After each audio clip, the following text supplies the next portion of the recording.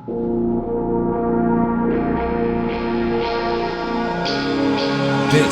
is Horror Podcast.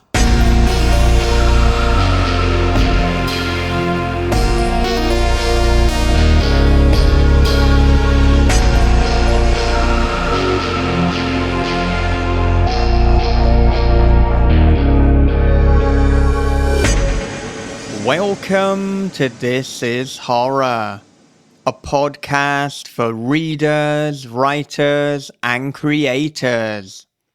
I'm Michael David Wilson, and every episode alongside my co-host Bob Pastorella, we chat with the world's best writers about writing, life lessons, creativity, and much more.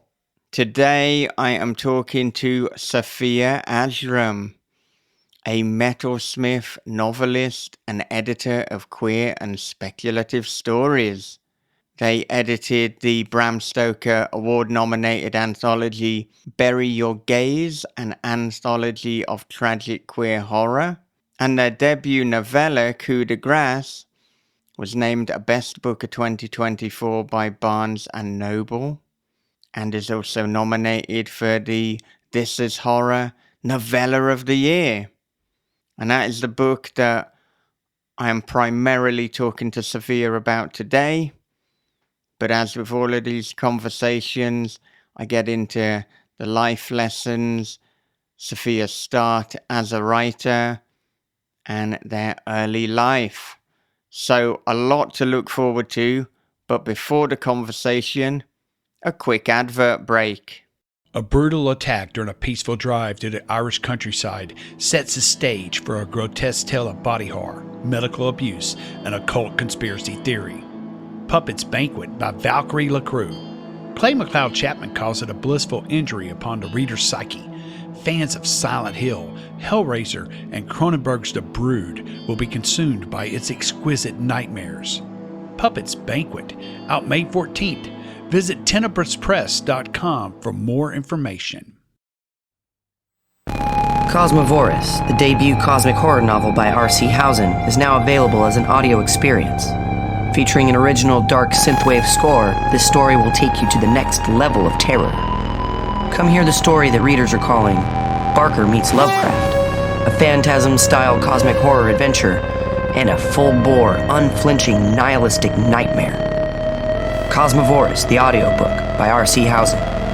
Come listen if you dare.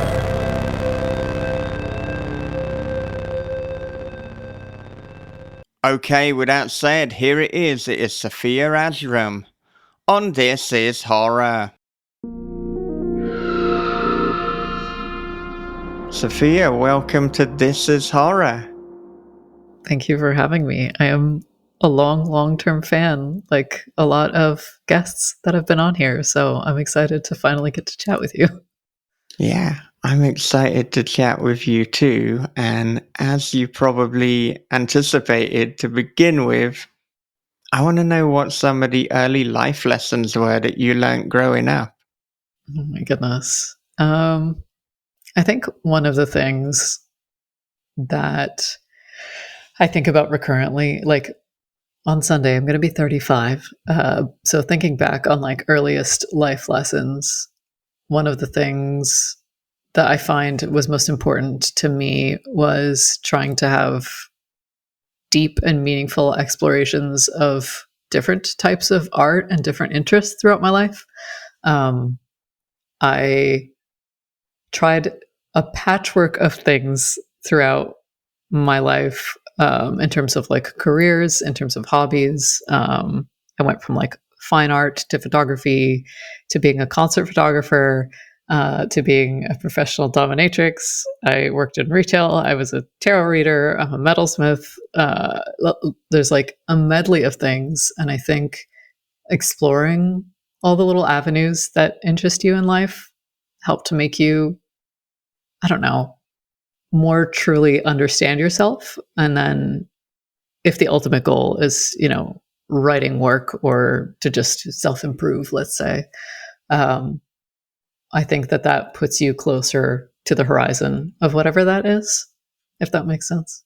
Yeah, and it sounds like, I mean, already that's such a broad array of different jobs that you've had. And so, I mean, my understanding is at the moment, as you said off air, in addition to writing, you are a metalsmith. So, when did that come into play? When did you begin in that area? When did you decide this was the pursuit for you? Um, I started in maybe around 2010, 2011. I was pursuing a BA in East Asian Studies and in gender and sexuality studies. And I was doing academia partially because I thought that that was just what you did when you know, graduated high school. I'm based in Quebec, and we have something called CEGEP here, which is you graduate in 11th grade, and then what would be 12th grade, for 2 to 3 years, you specialize in a certain. It's not necessarily a degree; it's like a diploma. It's more like a college. And I studied graphic design, and then I was like, oh, after that, the thing to do, typically at the time, uh, was to continue academic studies. Everyone was saying, you can't really get a job in a field unless you have at least a bachelor's. And so I was doing that. And it was interesting to me personally to study these things, but I wasn't sure career wise if that was going to lead anywhere. And so I started taking once a week evening classes, just metalsmithing at like a local arts center. And initially I hated it because when you're starting anything, unless you're like preternaturally talented with something, you're going to be bad at it. And it sucks to have a vision for something and suck at it. And so I started doing that, and eventually learned different techniques like wax carving and integrating gemstones into my work. And like weirdly, someone saw some of the work that I was posting on like an old Blogspot account. I don't know how on earth that happened. But they commissioned me. And after that, I was like, oh, is this a viable career? And it was like a weird serendipitous thing where like I had seen at the time, like a job listing for a local jeweler who was looking for someone. So I ended up working for her as like a bench jeweler, which is just you're doing someone's production. And then yeah, the rest is history, as they say. It was just a nice way to work with my hands and be creative, and it felt like the amalgamation of a lot of things that I enjoyed in my life. And so at that point, does that mean you went from academia straight to metalsmithing? Metalsmithing? Is that the verb? I don't know. I'm not. Yeah, Yeah. it is. I do a lot of like goldsmithing, but I do work with silver as well. So I just like broadly call it metalsmithing.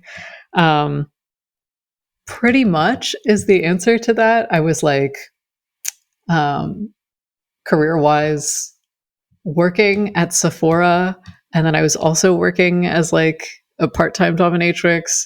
And I was like, those don't feel like long term career industries that I want to stay in personally, even though they were like interesting and fun to me, especially at the time. Um, so it's sort of like funneled over the course of maybe like 2 or 3 years. And then in 2015 is when I started the brand that I have now. It's called Sofia Ajram, which is just like my first name, middle name. And I started off with making silver pieces because it was all that I could afford. And then eventually moved on to gold pieces, which is like making a lot of bridal wear, which ended up being, I don't know, I caught the weird tail end of like when social media wasn't the hellscape necessarily that it is now. And instead of having to go through having your work sold at retail stores and going to trade shows and all of these things, you could all of a sudden sell directly to consumers. And so I like was able to hit that timing really nicely in a way that allowed me to build the brand to what it is today, which allowed me to then like have enough time to do writing, which is like has been a passion of mine since I was like early teens, but has grown into something that I've done a lot more concretely into my like 20s and 30s. And so fast forwarding all the way to today, what does a typical day or a typical week look like for you in terms of the balance between writing and metalsmithing? And indeed, I don't know, maybe there's another sideline that you have as well, seeing as you've done so much. It feels so messy at times. Like I was listening to some of the other podcast episodes this week and listening to guests talk about their um, writing schedule and their writing routine.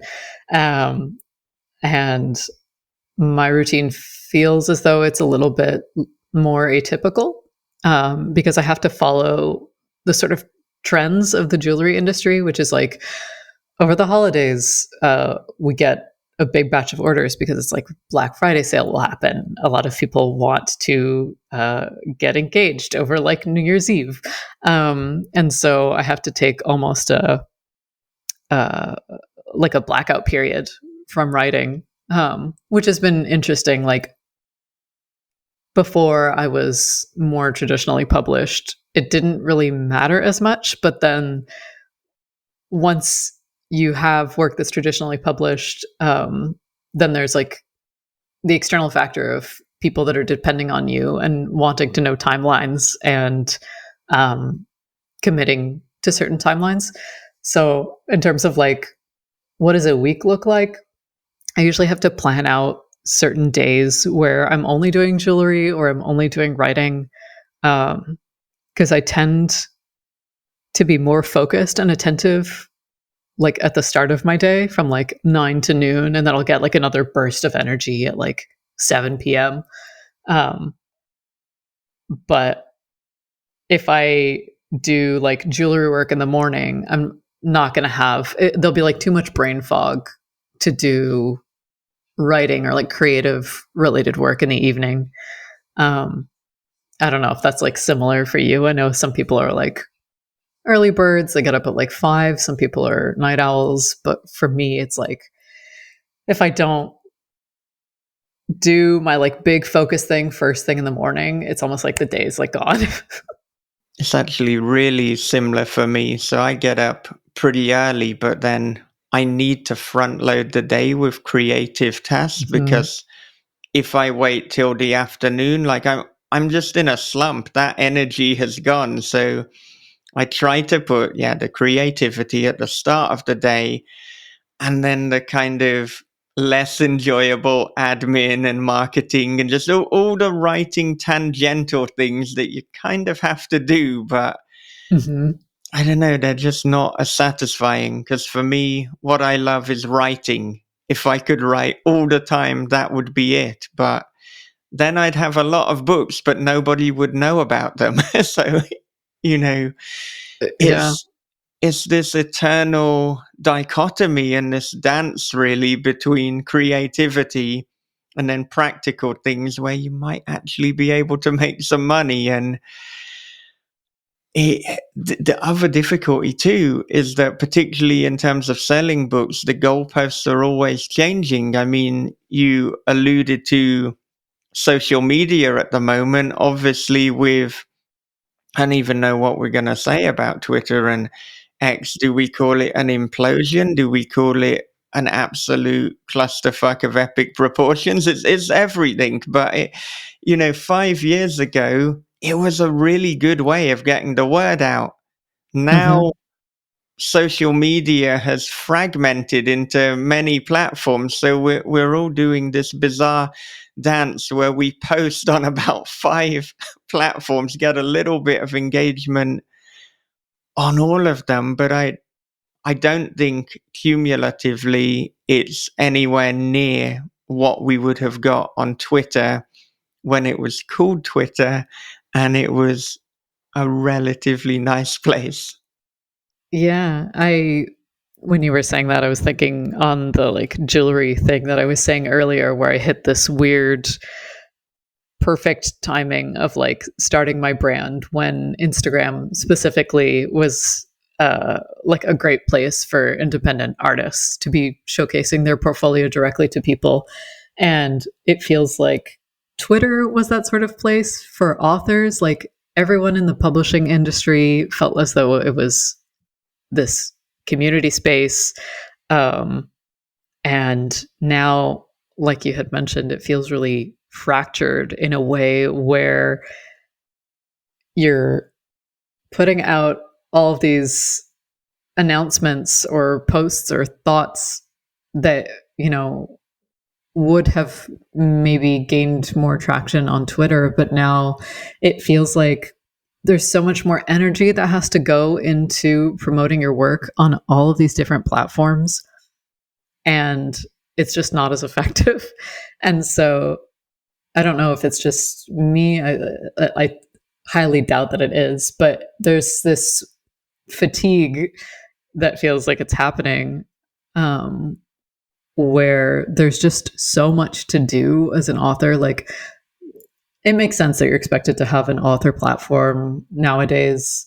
But the way in which it's so fractured now, and like people building audiences on X have to go, you know, over to Blue Sky or Threads or wherever else. And then with like TikTok shutting down, and like that was the place for book talk. And it's just like, how many times can you like restart the platform for your career? It feels so endlessly exhausting. And this is like coming from someone who I like very much grew up on the internet. I like saw the death of LiveJournal and Blogspot and like all of these different social media apps and like Tumblr. And I'm just like, I feel like an old lady just being like, I'm so sick of this shit. Like I can't do this one more goddamn time, you know? Nobody has mentioned LiveJournal for a long time now. That brings me back to almost the MSN days and AOL Instant Messenger. It was around that era too. Mm-hmm. But yeah, goodness, I know what you mean about the fatigue of posting to social media as well. And that's another reason why I front load the day with creativity, because if I'm doing marketing, then it just zaps. It zaps energy, it zaps enthusiasm. And to Mm-hmm. be quite honest, I feel more depressed. I don't enjoy life as much. I think particularly because if I'm writing, then I know at the end of that session, I have achieved something. I've got something out of it. But Mm-hmm. if I spend a few hours posting things on social media, queuing things up, sending promotional emails out, there's absolutely no guarantee that that will amount to anything good. And I kind of feel like it's almost like if I'm writing, I'm fueling my body with good, healthy food. But if I'm just doing stuff on social media, it's like just stuffing the most inedible donuts into my Mm-hmm. into my mouth, into my face hole, and there's nothing good that will come of it. It's not as fulfilling. It like Yeah.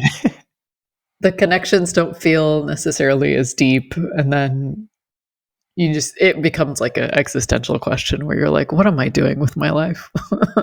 Because it feels like you're running on a treadmill. You're like, it makes sense where any creative thing that we put out there feels like a sort of scream into the void, um, waiting for something to sort of echo back. But so much of it feels very like rote now, where it's like, is there even anything, like any sound that's coming back at all? And so I think what we're going to see in the like near future is a lot of people going back to more analog relationships, and like with each other and with their work.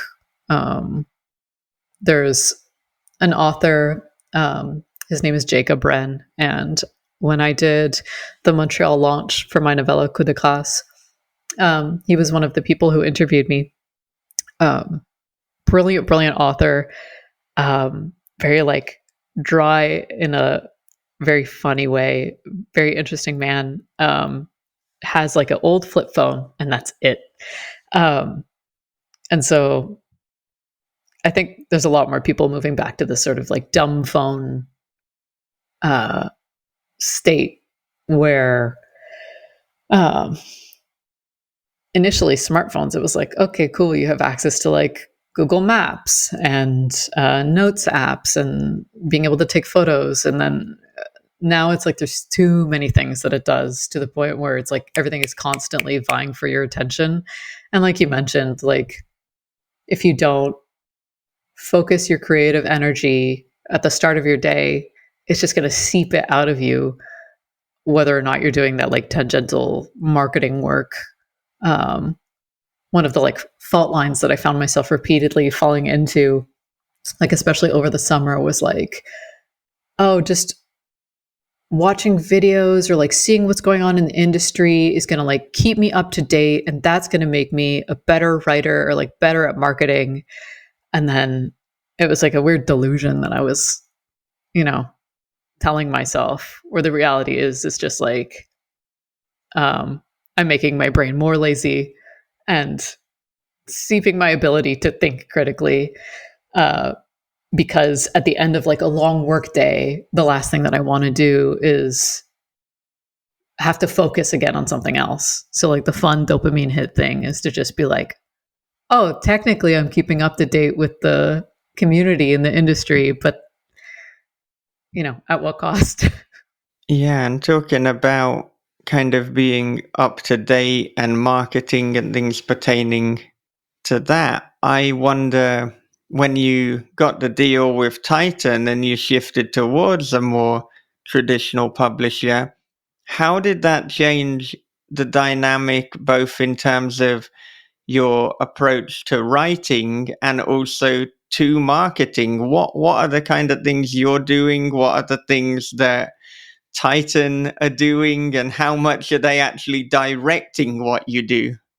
It was an interesting process that actually, when I initially signed the contract, I started filming these like almost video blogs, partially for myself and partially if I ever wanted to like share my experience of like what it was like for the first time trying to go through the process of like finalizing cover art and going through the developmental edits with an editor and going through the copy edits and then going through marketing and then interviews and award seasons and things like that.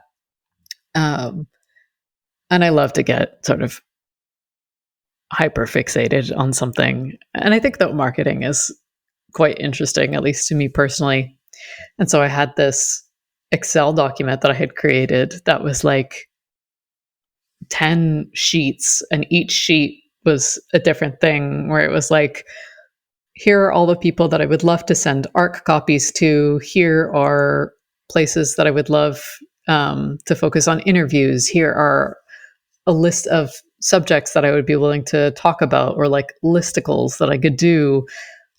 Here are awards that this might possibly be eligible for. It was like so many little breakdowns of things.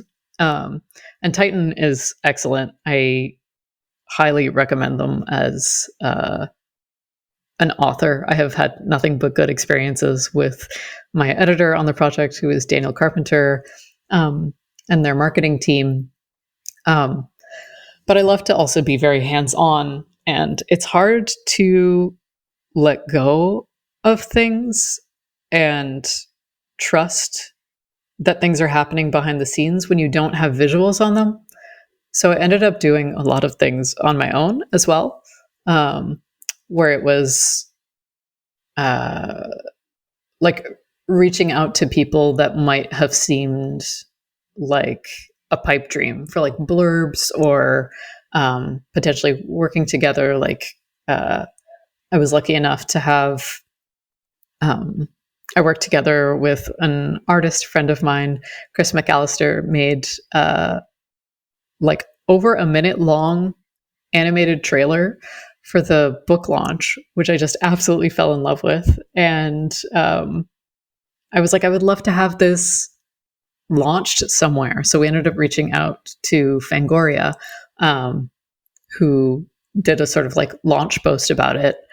And I think a lot of first time authors or like new to the industry authors might be more hesitant to take bigger shots like that. But it's like at the end of the day, shoot your shot. You miss 100% of the shots you don't take, you know? So a lot of the marketing process was just like, I'm going to genuinely reach out to people who I think will engage with what it is that I've written because I've read their work or I'm familiar with the platform. And I think that for, whatever reason that it would be a good fit. Worst case scenario, they don't respond or they say no. But between that and then the work that Titan was doing, I think it ended up being, a successful book launch. Like I'm happy with it. Although I'm waiting on the reports, I guess, back from them to see on what the sales were. It went into like 3 print runs, which is like more than I could ever possibly hope for. But because of how the like quarters work, I don't know how many we sold yet, really. Yeah, well, certainly going into 3 print runs is a very good sign indeed. And I believe you were recently nominated for an award as well. So Yeah, it's looking good. thank you. It's exciting. I've been sort of on the fringes of the horror industry for like many, many years. So the Stoker Award nomination was so exciting. I was like crying and jumping up and down for like an entire week after that. I'm still absolutely in awe. I don't know. It's so exciting, to get recognition from your peers and the writers and the artists that you admire. Yeah, well, I'm pretty sure that it will be the first of many on the basis of the quality of coup de grace, but we are gonna get into that imminently. But before we do, I want to know about what some of the first stories and the first movies were that attracted you to the horror genre to begin with. So, I mean, what were you reading and watching from an early age? Oh my goodness. I was watching a lot more films than I was reading in the genre. I was like deeply interested in reading when I was a kid. It was always the Barnes and Noble equivalent in Canada is like Chapters and Indigo. And it was always like the place that I would want to go to for my birthday or whenever there was like a special occasion. So I was reading a lot of like YA literature and classics growing up, but not necessarily horror for some reason. I was very, very into horror films. I used to have Fright Nights with friends where it was like we would go to Blockbuster and then we would rent like 4 horror movies and see if we could make it through them without, like watching through our fingers. And I remember the like very first horror movie I think I watched was maybe Mars Attacks, which is like a horror comedy. But as a child, for some reason, the way that they were animated was horrifying to me. And I had nightmares for like years after that. It's just a like sort of uncanny valley appearance of them that really freaked me out. And then I wasn't as drawn to slashers, which is like a big part of like the horror film genre. I really loved haunted house films. Rose Red is like technically a mini series that Stephen King had created that I loved. It was like, a classic. What else gave me nightmares? House on Haunted Hill. I loved anything with a sort of inconceivable space or haunted house stories, I think drew me the most. The Others, The Ring, stuff like that. All these things that I like saw at an age that I shouldn't have seen because I was the youngest of like four. I have three older brothers, and so they were always like going to the movies, and then anything that was like rated R or like 13 plus, they could go and see, and I wasn't allowed. And so I felt like I had to like prove myself. And so the minute that like, you know, the Texas Chainsaw Massacre remake came out on Blockbuster, I was like, I dragged my mom to the movie rental store, and then was trying to watch stuff like as soon as it came out where I could watch it in a sort of controlled environment. But yeah, it was a medley of things, but definitely more the horror films that drew me. I don't know. I like haven't given it too much thought as to why, but it's definitely like I worked as a photographer in my like teens and early 20s, so I think that the visual medium was just something that was attractive to me. And it was only more in my like mid 20s that I got to know horror literature and like more contemporary horror literature. Yeah, you said before that you were working as a band photographer. Was that for kind of live shows? Was that for more promotional shots? Was it for the full gamut? And of course, I want to know about the type of bands, the type of genres and subgenres that you were working with and are into. Okay, so when I was 16, I was obsessed with My Chemical Romance because their Black Braid album had just come out, and I was like, this aesthetic is phenomenal. I wanted to like bleach my hair like Gerard Way, and they were coming to Montreal, and I was on the like MCR live journal community, and then I saw someone who had posted these photos from one of the shows, and it was so crisp. I was like, how the hell are they getting those shots from the audience? And then I realized that concert photographer was a thing.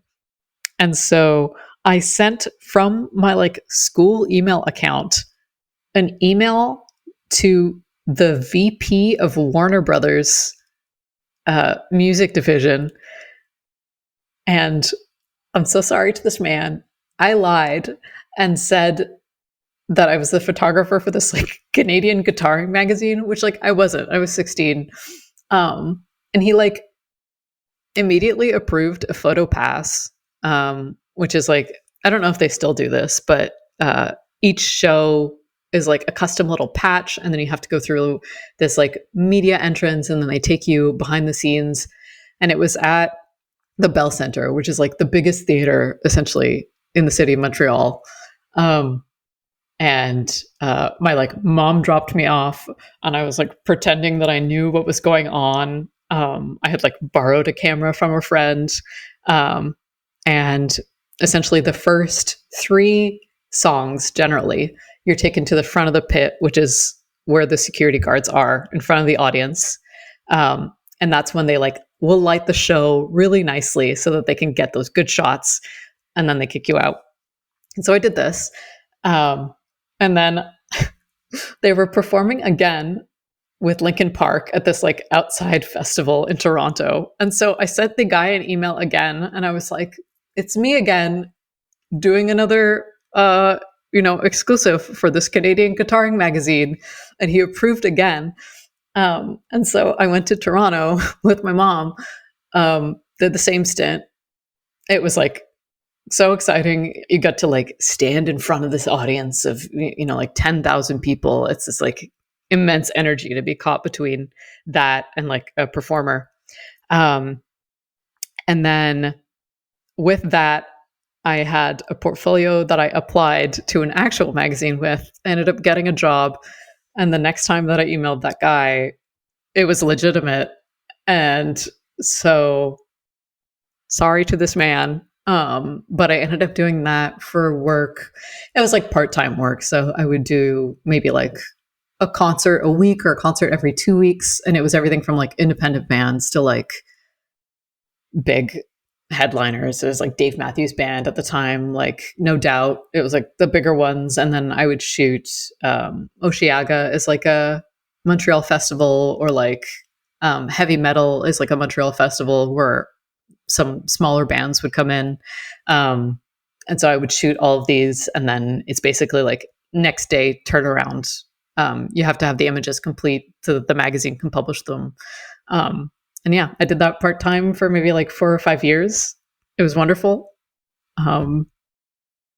It's that like hubris that you can only have in your youth that like nowadays you would never get away with, the way that the internet works. Again, just like a beautiful crystallized time, like moment in history.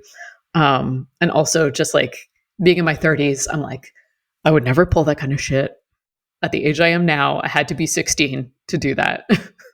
But it was like a delightful story that I have in my personal history. Yeah, it kind of reminds me how I got into journalism. So I actually started with video game journalism, and Awesome. I set up my own website. I learned how to basically use Dreamweaver through a load of Blogspot articles and things like that. So I created this decent looking video game website. And then, so I started emailing people like Capcom and EA and Konami just to be like, look, I got the website. Are you going to send me some games to review?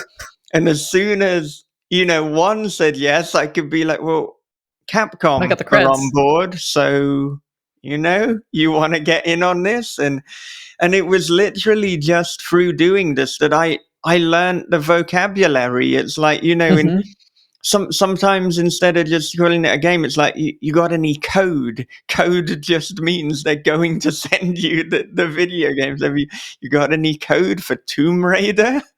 Okay, great. Send it to this address. And yeah, it's just my home address, but I write the name of the website below. Oh, sounds a bit official. And then from that, I thought, well, hang on a minute. I can get paid a number of times here, because not only can I put it on my website, I'm going to write to the local newspaper and be like, look, this is what I'm doing. If you want to pay me to have a little column, then we could do that. I think as well, maybe they had, this is terrible, but I think they had a columnist at the time, but I didn't think he was any good. And he wasn't really being very specific. I'm like, look, I can do a better I can do a job. job. And they took me on. I was a 13-year-old boy. I don't know who I 13 is replaced. wild. But yeah, that's kind of how it worked. And then from there, I got into, like, much later, heavy metal journalism as well. Because it's like, if you're reviewing, you can kind of, as long as you've got the website or the magazine, you can get whatever you want. That's probably part of the reason I started This Is Horror. Wow, this is a good way to get horror books. And here I am still doing it, but not a 13-year-old boy, as time moves forward. But It's like a delicate balance between if you're good at something and you're passionate about it, why not get paid for it? But then the like double-edged sword of monetizing your hobbies, and then all of a sudden there is the obligation to do something which can have like alter or like tilt your experience of it. I don't know if you like had that experience with this, or if it's still. I know exactly what you're talking about, and it's something that, I think about and I'm very active about with This Is Horror and with reading, and particularly for the podcast, because there could be, and I think for a number of people, there is a temptation to be like, right, let's just get the biggest guests that we can and let's expand our audience in that way. But, I've reached a point with This Is Horror and with This Is Horror podcast, because goodness, how long have I been doing it? Like 12 years now, for goodness sake, where I just decided I'm only going to talk to people if I really, really like their book. It's not even good enough that like, oh, I kind of enjoyed it. No, I want to have really fucking resonated and think this is an amazing book. And that is the main reason to get somebody on the show, because if not, number one, I'm not going to enjoy it as much. And number two, it just feels fake and cheap, and it's not what I'm interested in doing. And so I mean, when publishers or authors send me a book, it's like, you can send me a book. I'll check it out, but if I don't enjoy it, then well, not even if I don't enjoy it. If I don't absolutely love it, I'm probably not going to talk to the person. And Mhm. it doesn't mean that it's not a good book. It just means that it wasn't right for me at that particular point. And like Right. I've said to people before, there are different seasons of our life. There are different times when a book can connect with us, and sometimes I get the what could be the right book, but at the wrong time. But when you get the right book at the right time, it's a glorious, magical moment. Hmm. Yeah. I think it also, like, I don't know, it's such a mix of, there's definitely like a privilege to getting to say no. I'm thinking of in my jewelry experience, or um, even with um, within the publishing industry with like agents, for instance. Um, it does come from like a place of like a certain privilege to be able to say, I this doesn't resonate with me, or like you had said, like at this time in my life or at this time in my career, this isn't necessarily what I need. It wouldn't feel like authentic to pursue this path. Um, and at the same time, I think it lends credibility to your work, um, to know that you only engage with the things that you truly like speak to you on a certain level. Um, and I think that that goes for a lot of things, because it's like it's such a saturated industry, like any creative industry out there. Um, if you said yes to every blurb request, every like publisher request, every book that you got sent, then you get back into that like existential question of like, who am I doing this for? Am I doing it for the publisher? Am I doing it for me? Am I doing it for the author? Am I doing it for the reader? Which, like, at the end of the day, is the like target audience. So I think it's important not to like dilute that down, and to have like conviction in your taste and in your opinions. But again, I know that that's not like, that comes from a place of like, oh, you could like me, for instance, like I can speak comfortably on with jewelry, like if I get certain bespoke requests, so it's like customizations where people will ask for something and I'm like, I don't want to do that, so I say no. But at the start of my career, I was like saying yes to everything, because I was like, I need to put food in my mouth, I have to say yes. And then it'll be like things for my portfolio, and so you start from that place and then you get to where you are now. So you know it's a little bit of both. Yeah.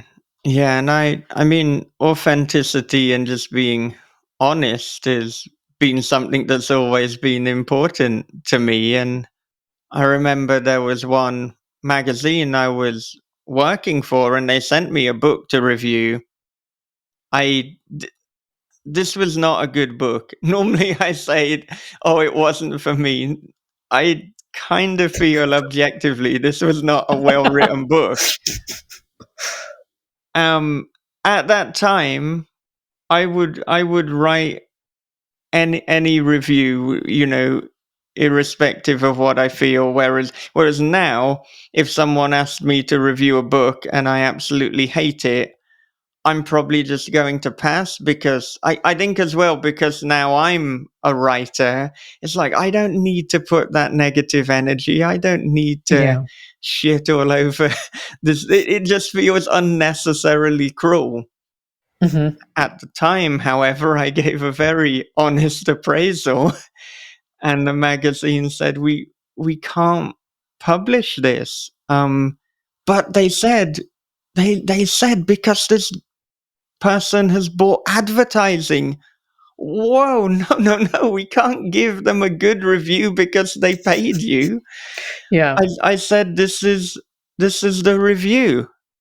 It's like I can't compromise. It's like either you publish this or you don't. But this is what I feel. I'm not gonna pretend that it's any good. I think then I doubled down and started sending extracts from the book to prove how bloody bad it was. But anyway, after that, I didn't really write for them much again. But I just didn't feel comfortable. And this is a magazine that exists to this day and is fairly big. But I can't engage in that. It's like, and I always say to people, if they want to advertise on This Is Horror, it's like, you can, but it doesn't mean you're going to get on the podcast. It doesn't mean you're going to get a review. Mhm.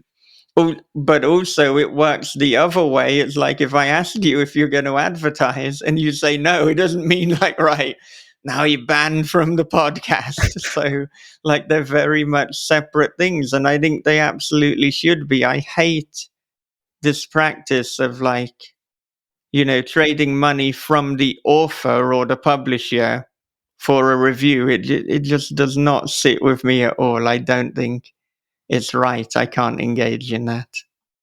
Yeah, I feel similarly. It's like honesty and justice are such a huge part of my value system, that I'm like, I won't engage with that type of thing. Um, I even have like my partner. I know this, like, people who are listening can't necessarily see this, but for Christmas last year, he made me a little zine, and it was like a way for me to rate all of the books that I had read that year. And I was like, this is just for me. I can be 100% honest in here. If I absolutely hated a book or didn't finish it, no one's going to see this. This is like just purely for me, so I can, tear something to shreds if I didn't personally resonate with it. And I think that, that's fine to do in like the privacy of this little book. I wouldn't do that on like a public forum where, again, like you had said, I'm an author. Like, I don't see the value in like tearing another person's work down because I didn't personally resonate with it. There was like a trend that I saw going around online recently where it was like books that I'd be forced to read in hell over and over again. And that put a sort of sour taste in my mouth. Where like, I like honesty and like the full breadth of reviews where not everything speaks to everyone. I wrote a book that very much has like a very divisive response. People either love it or they hate it, which is like fine for me. I love to not have a mid book and at least get some sort of emotional reaction out of someone. I'm not like responsible for people's reactions to the book. I wrote what I wanted to write. But I think just judging something on like a tropey sort of basis of like, here's a list of books that I fucking hate. And I don't know, it like gains online traction where we want sort of like catchy clickbaity things to engage with. But for me, that felt like it, struck a nerve. Because at the same time, the industry is very small, and I feel as though likely people who are posting those sorts of things are going to have those posts seen by potentially the authors that are listed on there. I don't know. To each their own. Yeah, I think, probably growing up, there were a lot of, I guess, like provocative reviews and kind of holier than thou. And so maybe my earlier career was influenced by that. But Mm-hmm. yeah, as I got possibly wiser, as I certainly got older, I just thought, yeah, it isn't for me. And I think as well, once you're in that industry, as you say, it's like, well, now these are your colleagues, and also you have a Mhm. personal reference point. Like, how would that feel if that was your book? Yeah. you know? I want to know, in terms of your writing, so when was the first time that you wrote a story, and when was the moment that you realized this is for you, this is the path that you want to take? Um, I was writing a lot of short fiction and doing a lot of online role playing in my early teens. So when I was like 11 to 15, 16, whenever I'd have sort of free assignment in class where you could turn in whatever creative thing you possibly could, a lot of the time it was either graphic design or writing or like some combination of the two. And then when I was maybe 25, which would have been like 2015, around the time that I started my jewelry business. I had these characters in my mind that whenever I would go to lie down, I would have like really bad insomnia at night ever since I was a kid. And my family members, they would like lie down and like immediately like put to sleep. And then for me, it would be just awake for like an hour and a half, sometimes longer. I'd have to keep myself entertained somehow. And so I was just telling myself these stories. And so the next night I would pick back up, and then either it was almost like a choose your own adventure, which is kind of funny.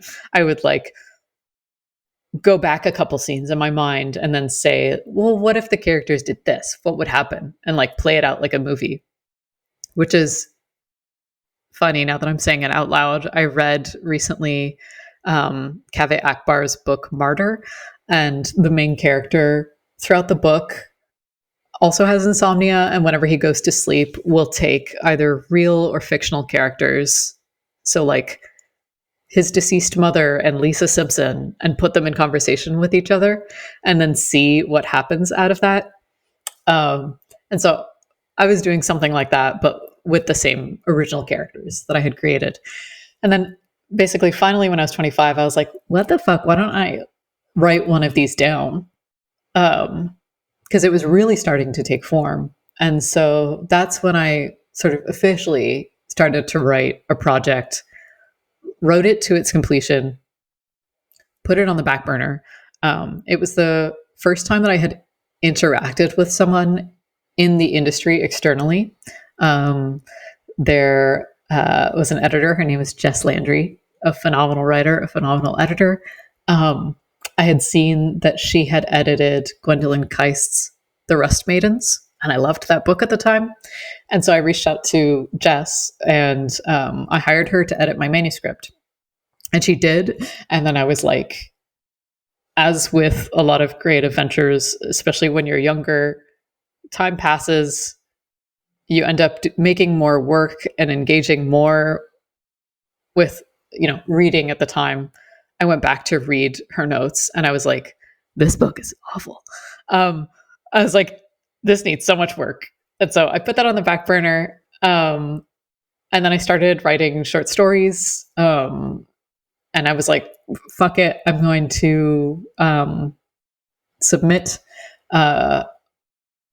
Since I was working as a jeweler at that time also, I tried to make it a point where I was like, I'm only going to submit my work to charity anthologies or to pro-paying anthologies. Because I had you have to have personal goals. One of my personal goals was like, I want to be an active member of the HWA. And my first short story that I wrote ended up being published by Max Booth, who runs Ghoulish Books, who is the editor of Bury Your Gaze, which is an anthology that I edited.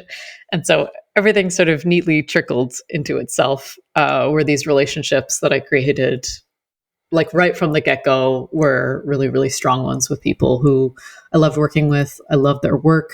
I loved their sort of life values, their goals aligned with mine.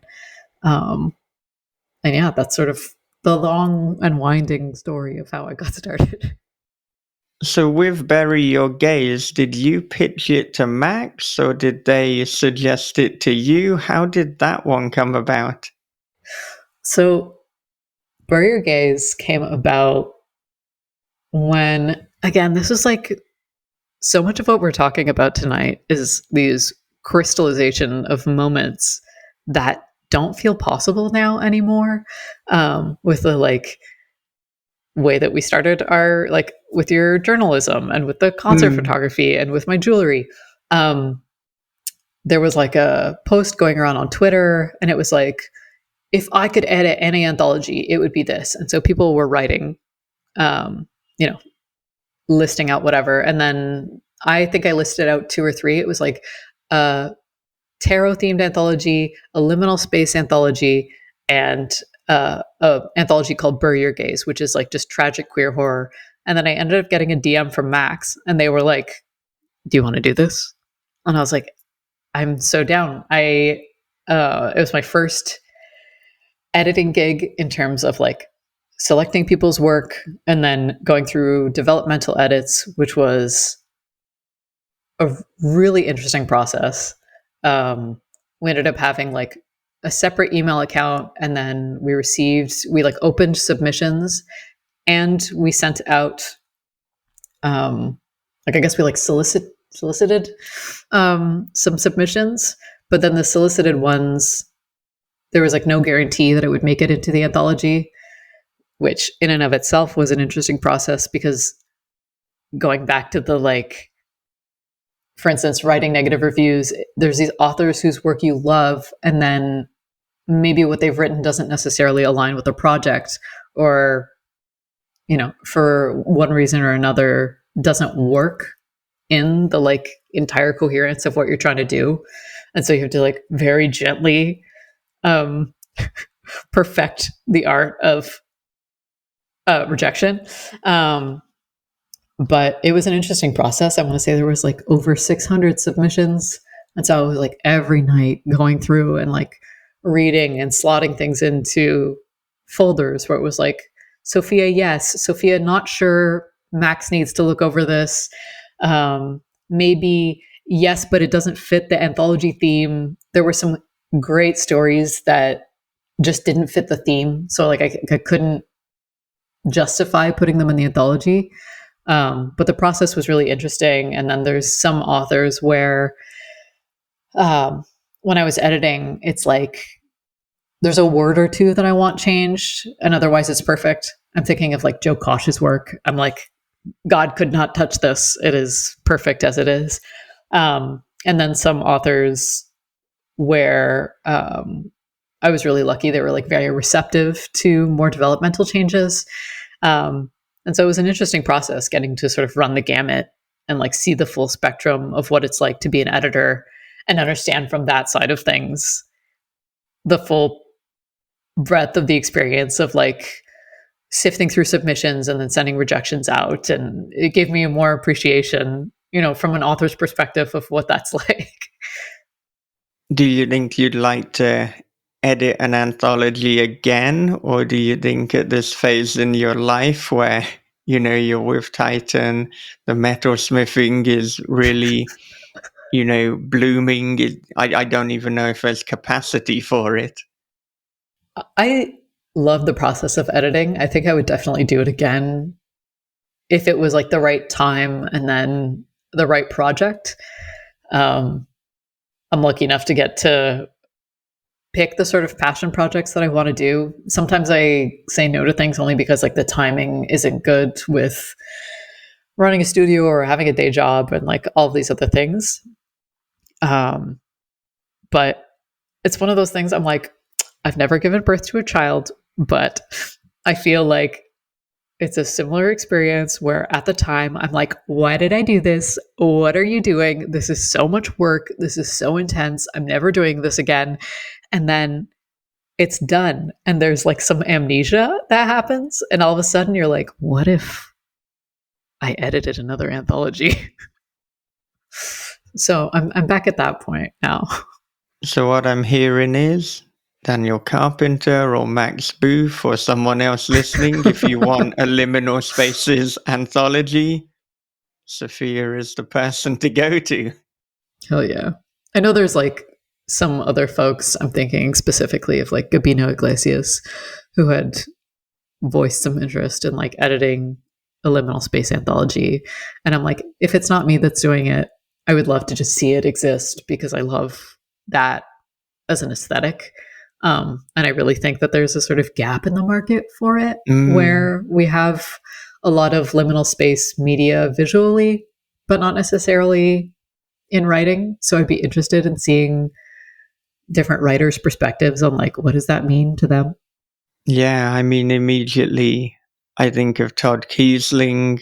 Of course, Yes. I think of Mark Danielewski. Obviously, I do. And even John Padgett, I could imagine doing something in liminal spaces. But yeah, there's so many authors, and even some who they might not necessarily write about it so much. It's like, what would a Nadia Bolkin liminal spaces story look like? Or I was going to say, what would a Gemma Files? I feel Gemma Files is very much in the liminal space universe, the liminal space genre, but it's so ripe for stories, and it would be ripe for such a variety of stories. So, yeah, if there's a publisher listening that would like to make that happen, then I think it's a case of it will happen.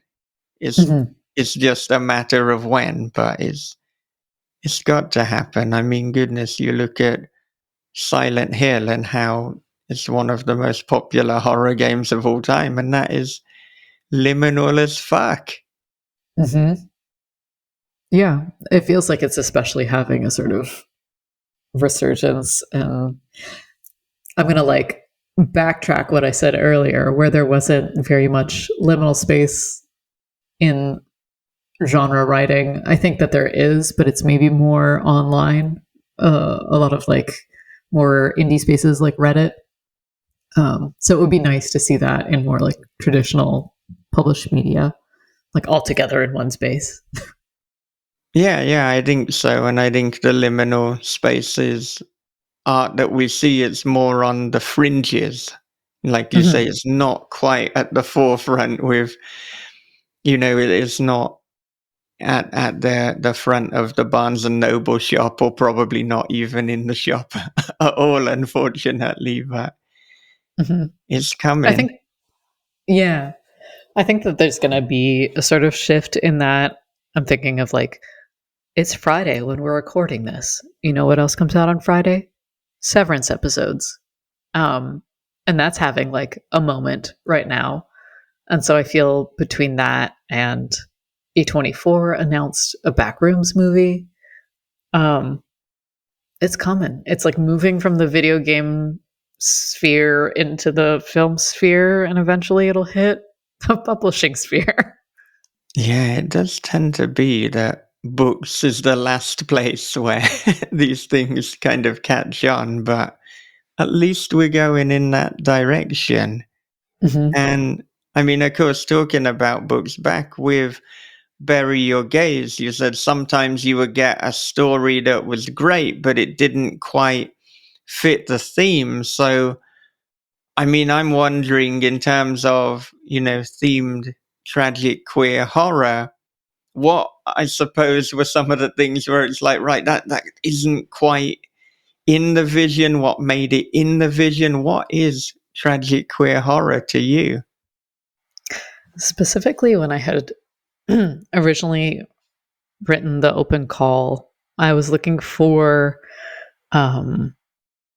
tragic queer romance. So it had to have like queer characters that for whatever reason could not necessarily end up together at the end of the story, which is like Bury Your Gaze as a trope typically is when there's two characters, the moment they come out as queer or have a kiss or like have sex for the first time, one of them dies. So it's like, as queer characters, they can never have happiness. And so there was a sort of a backlash to that was happening. And as someone who is both queer and a horror author, I was like, I think what makes horror such an interesting genre is the tension and the chaos and the things that go wrong. That's what makes something a drama rather than a comedy. And so, what if we looked at that angle, but from the perspective of queer authors? So, anyone who is like queer identifying, no matter what that meant, if you were questioning and under that umbrella, that meant that you were eligible to submit. And so it originally started off like that. And then as I was accepting submissions, it opened itself up a little bit more to the aspect of not necessarily romantic love, but like community love and familial love. There were some stories that I accepted that were, when I ended up putting together the anthology, I had to order things, which was like an interesting process to do. One of my close friends is a musician, and she outsources to a friend of hers, putting in order the track list, because she's like, I'm too close to the project. I don't know what order these should be in. So she always outsources that to a friend of hers. And I was like, oh, now I sort of understand for the first time, as an anthology editor, you have to do essentially the same thing. So I was like, I have to find some sort of narrative thread that is weaving all these things together. And what it ended up being was, from like the sole one person alone, queer and trying to reach out to their community or like themselves, and not being able to achieve that, to like couples and to the many, where it isn't successful, and then at the very last story it might be successful, where there's like almost an element of hope. And so that's what it ended up being at the end. So it was a little bit different than my initial call, but I'm thinking of like, I don't know if I'm like allowed to say this on air because I don't think that it's been published, but like I'll give a general gist. Bitter Corella wrote this phenomenal story about transvestigation, where it was like this woman who's obsessed with transvestigating her husband and then her daughter, and just like questioning the gender of everyone around her, until it became this like psychotic obsession by the end of the story. And it was phenomenal. And I think about it so much, especially now with just like the state of the world. But it didn't fit the call, so I had to say no. But I think about that story every day. Good. I'm so interested in just that kind of little pitch for Bitter Corella's story, and now I want to see it in the world. I hope that it is published somewhere, because, wow, that sounds fascinating. Yeah, a lot of the time it's like crossing my fingers and hoping that it finds a home somewhere else. Whenever I find open calls that fit a story that we said no to, I'll send it to the author and be like, if this is still looking for a home, this feels like a good place for it. Because even of some of the ones that we had to say no to, there's still like a handful of them that I'll think about from time to time, which stands for something. It means that the stories were impactful in some way. Thank you for listening to This Is Horror Podcast. If you enjoy the show and want to support us, then please consider becoming a patron at patreon.com/thisishorror. You'll get early bird access to each and every episode, and you can submit questions to the interviewee. You'll also automatically become a member of the This Is Horror Discord. And every year, there are bonus episodes for patrons only, such as Story Unboxed, the horror podcast on the craft of writing, in which Bob and I, and sometimes a special guest, will dissect a short story or film and let you know writing lessons and takeaways to improve your own writing. Another great way to support us is to leave us a review on the Apple Podcast app or website. And if you want to watch the video version of the This Is Horror podcast, join us on YouTube, facebook.com/@thisishorrorpodcast. You can subscribe there and get notified every time there is a new video. And however you support us, I thank you in advance. Okay, before I wrap up, a quick advert break. Cosmovorous, the debut cosmic horror novel by R.C. Housen, is now available as an audio experience. Featuring an original dark synthwave score, this story will take you to the next level of terror. Come hear the story that readers are calling Barker Meets Lovecraft, a phantasm-style cosmic horror adventure, and a full-bore, unflinching, nihilistic nightmare. Cosmovorous, the audiobook by R.C. Housen. Come listen if you dare.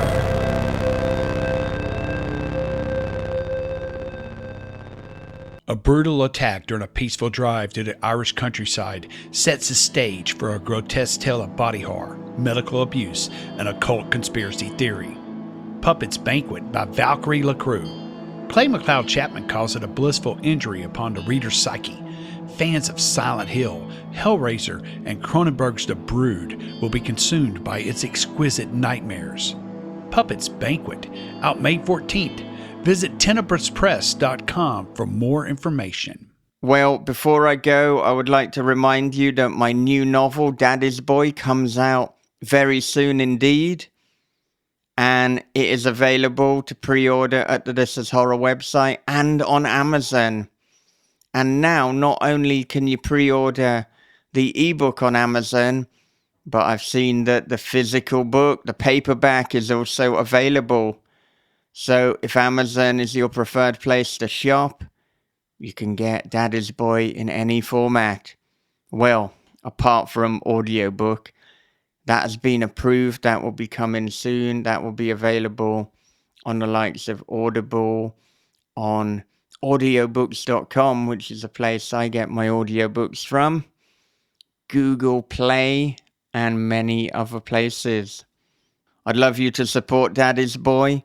And actually, earlier today, at the time of recording, I sat down with Jasper Bach, Dan Howarth, and Bob Pastorella, and we recorded a special This Is Horror podcast episode on Daddy's Boy.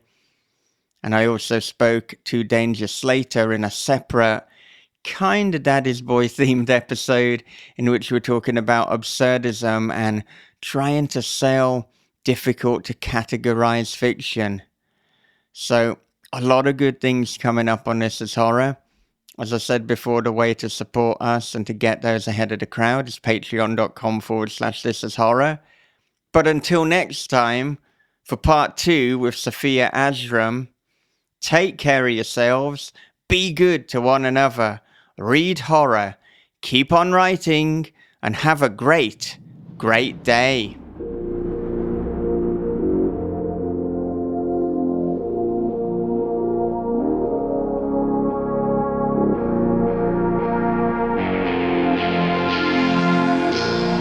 This is Horror Podcast.